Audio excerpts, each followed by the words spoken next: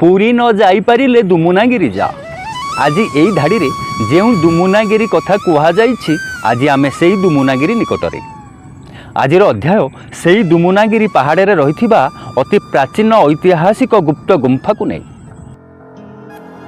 हाँ आज्ञा, भग्नाविशेष नुहे तो आउ कौन, कारण सुगंध नहीं स्मृति रही, सौंदर्य नहीं सिंहरण रही, अतीत नहीं आत्मा रही। आउ भांगी भांगी अतीतर समस्त स्मृति को हराई बसीथिबा एक प्राचीन इतिहास को परखिबा पई आमे पहुँची जाइथिलु दुमुनागिरी पहाड़ निकटरे, जेउठी एक पार्वत्यर गहरे लुचि अछि अनेक रहस्य, जेउठी प्राकृतिक सौंदर्य और धार्मिक आस्था एकाठी होई गढ़िछंती एक अदृश्य पृष्ठभूमि। सेठी अछि दुमुनागिरी पहाड़ और 16 घर गुंफा, ओडिशार ऐतिह्य और भूत कालर एक अदृश्य अध्याय, जहाँ सदा संरक्षित अच्छी मंत्र ध्यान और धार्मिक शून्यता मध्य। एठी अच्छी एक पहाड़ मध्य गुप्त अस्तित्व, सुनसानर अंधार गर्भ भितर गढ़ी रोमांचकर रहस्य, स्थानीय अंचल प्रचलित लोककथा, अतीतर नौ वाणिज्य, पुरी श्री जगन्नाथ सहित यही दुमुनागिरी संपर्क एवं ऐतिहासिक और आध्यात्मिक परंपरा भितर एठारे रहिथिबा एक रहस्यमय गुंफार अलौकिक कहानी जानिबा पाई आजिर एही स्वतंत्र अध्याय।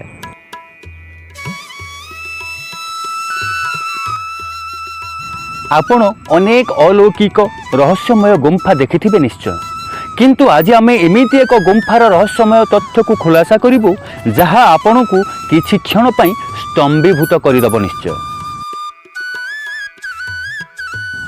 16 नंबर जातीय राजपथ भुवनेश्वर ठारू ब्रह्मपुर जीवा रास्ता पालुर छक ठारू मात्र 10 किलोमीटर दूर रे गंजाम जिल्लार पालुरगढ़ निकटस्थ समुद्र उपकूल ठारू किछि दूर रे थिबा एक पहाड़ रे रहिछि रहस्यमय गुंफा 16 घर, जहाँकि अतीत स्थानीय लोकों आध्यात्मिक चेतना को सरलीकृत करी प्राकृतिक विपर्यय और बाह्य शत्रुर आगुआ सूचना को सूचित करुथिबा स्थानीय अंचल रे आलोचना हुए।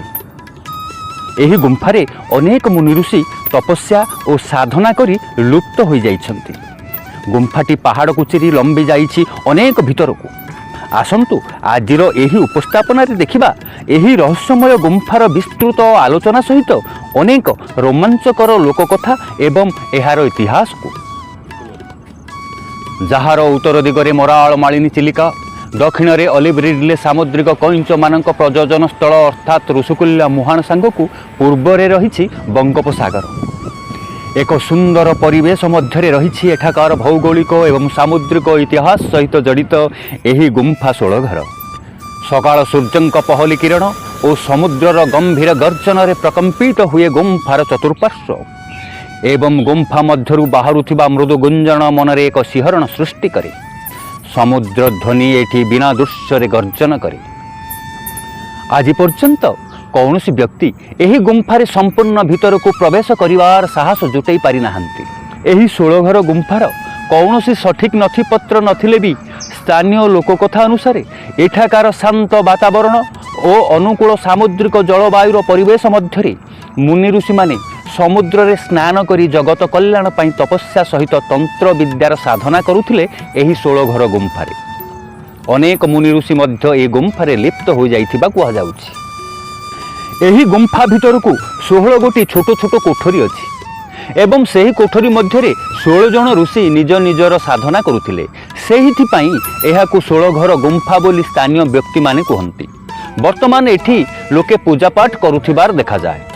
एही दुमुनागिरी पहाड़ एते उच्च थिला जे स्थानीय अंचलर लोक माने श्री जगन्नाथ महाप्रभु को दर्शन करिबा पाई पुरी न जाई पारी एही दुमुनागिरी पहाड़र शीर्ष रे छिड़ा होई पुरी श्रीक्षेत्रर पतित पावन बाना को दर्शन करुथिबा कथा एठी भी कहा जाए।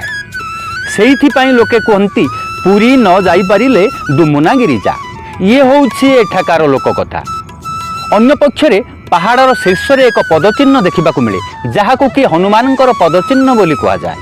हनुमान समुद्र अतिक्रम करने एठारू लंप मारिथिले, जहा द्वारा कि पहाड़र किछि अंश भुसुड़ी जाई तार उच्चता ठारू बहु गुण कमी जाइछि।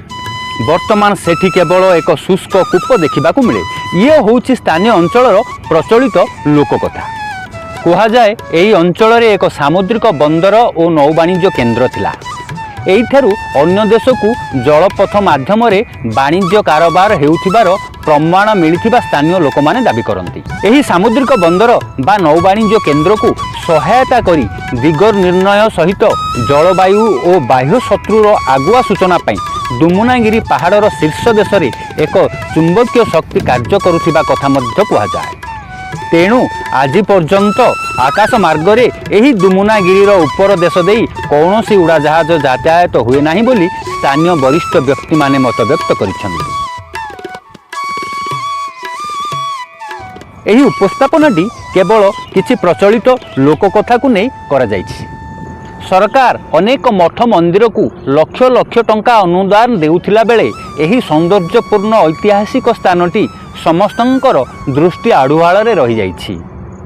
ଚତୁଃପାର୍ଶ୍ୱର ମନୋରମ ଦୃଶ୍ୟ ସାଙ୍ଗକୁ ଉପକୂଳ ସମୁଦ୍ର ଜଳବାୟୁର ପରିବେଶ ମଧ୍ୟରେ ଅତୀତ ଇତିହାସର ମୁଖ୍ୟ ସାକ୍ଷୀ ଭାବେ ଦଣ୍ଡାୟମାନ 16 ଘର ଗୁମ୍ଫାର ଉନ୍ନତି ଦିଗରେ ସବୁ ସ୍ତରରେ ପ୍ରୟାସ କଲେ ଏହି ଅଞ୍ଚଳ ଏକ ସୁନ୍ଦର ପର୍ଯ୍ୟଟନ ସ୍ଥଳ ରୂପେ ପରିଚିତ ହୋଇପାରିଥାନ୍ତା ବୋଲି ସାଧାରଣରେ ଚର୍ଚ୍ଚା ହେଉଛି।